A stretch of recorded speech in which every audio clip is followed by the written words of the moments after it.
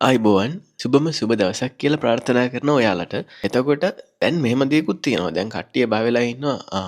හරි දැන් මේම සත්‍ය අවබෝධ කරගෙන යනවා කියන්නේ එන්න ලොකු දෙයක් වෙන්න යන්නේ. එතකොට මේක වුණාට පස්සේ මොකක් වෙයිද දන්නේ නැහැ කියලා බයක් ඇති වෙනවා. දැන් ඔයාලටත් ඒ වගේ බයක් තියෙනවද කියලා මම දන්නේ නැහැ. ඊට පස්සේ කොහොමද ජීවත් වෙන්නේ? කැලේකට යන්න වෙයිද? මේ වගේ දේවල් හිතෙන්න පුළුවන්. ඉතින් ඒ නිසා ඒකට තමයි අද වීඩියෝ එක කරන්නේ. කිසිම දෙයක් වෙන්නේ නැහැ. කිසිම දෙයක් වෙනස් වෙන්නේ නැහැ. ඔයා ජීවත් වෙන විදිහ විතරක් ලස්සන වෙන. ඔයා කලින් මහන්සි වෙලා කරපු දේවල් හරිම සැහැල්ලුවෙන් ඔයාට කරගෙන යන්න පුළුවන්කම ලැබෙනවා. ඉතින් මේක ගැනත් හිතලා ඔන්න හිතට දාගන්න එපා මම එහෙනම් මේවා කරනවා කියලා. එතකොට ආපහු අර පරණ මාර්ගයටම යනවා. ඉතින් ඒ නිසා මේක අවබෝධයක්ම පමණයි. එතකොට මේක ඇති කරගන්න ඕනේ ප්‍රඥාවෙන්. ඒ කියන්නේ බුද්ධියෙන් ඇති කරගන්න ඕන දෙයක්. අපි මේ මොහොතේ අවදියෙන් ඉන්න අපේ බුද්ධිය ප්‍රඥාව තමයි වැඩි වෙන්නේ. එතකොට මේ ප්‍රඥාව වැඩි කරගන්න අපි අවදියෙන් ඉන්න අතරේ අපෙන්ම ප්‍රශ්න කරන්න ඕනේ. ඇයි ඒක එහෙම වෙන්නේ? ඇයි මේක මෙහෙම වෙලා තියෙන්නේ? එහෙන් ප්‍රශ්න කරගෙන යන අතරේ යම් වෙලාවකදී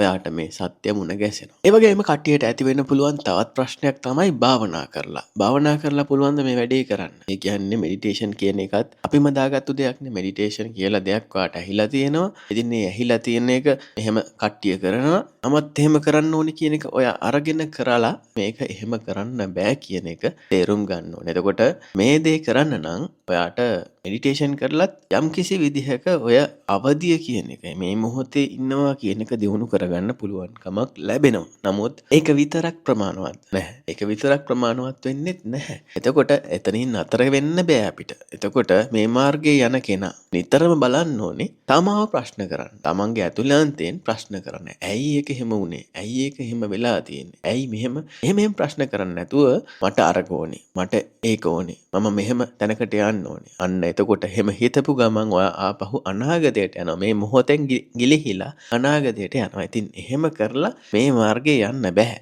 ඉතින් මෙතන නැති වෙන්න දෙයක්වත් නැහැ, ඇති වෙන්න දෙයක්වත් නැහැ කියන එක යම් වෙලාවකදී වට තේරුම් යනවා. ඉතින් ඒක තේරුම් යනකන් නොනවතීම මේ මාර්ගයේ දිගටම යන කෙනා තමයි ප්‍රඥාවන්තයා කියලා කියන්නේ. ඉතින් මේක තමන්ගේ ඇතුලේ නිකම්ම හැදෙනවා ඔයා මේ මොහොතේ ඉන්නකොට. ඉතින් ඒක හැමෝටම කරන්න බෑ. එතකොට අපි කියනවා ඉහළ ভাইබ්‍රේෂන් එකකට යන්න ඕනේ, ඉහළ ෆ්‍රීකවන්සි එකකට යන්න ඕනේ ඔයා. ඉතින් එහෙම යන්න, එහෙම නැත්නම් අපි කියනවා ප්‍රඥාව දියුණු කරන්න. හොඳ ප්‍රඥාවන්තයෙක්ට තමයි මේක යන්න පුළුවන් කියලා. ඉතින් ඒක විදිහට කියනවා. එතකොට Tamanට මේ ඉහළ ෆ්‍රීකවන්සි එකකට යන්න නම් නිකන් ඉඳලා බෑ. හොඳ ධෛර්යයක් තියෙන්න ඕනේ. එක දිගටම නොනවත්වා කරන්න පුළුවන්. ඒ ගමන යන්න පුළුවන් හැකියාව තියෙන්න ඕනේ. ඒ වගේම අනිත් අය ගැන හිතන්න ඕනේ. අනිත් අයට හොඳ දේවල් කරන්න ඕනේ. Tamanට කියලා දෙයක් කරන්න අවශ්‍ය වෙන්නේ නැහැ කියලා වාට යම් වෙලාවකදී දැනගන්න පුළුවන් වෙයි. හැබැයි ඒක වැරදි. Tamanටත් Tamanවත් බලා ගන්න ඕනේ. පිටත බලා ගන්න ඕනේ. මේ ඔක්කොම බැලන්ස් කරන කෙනාට තමයි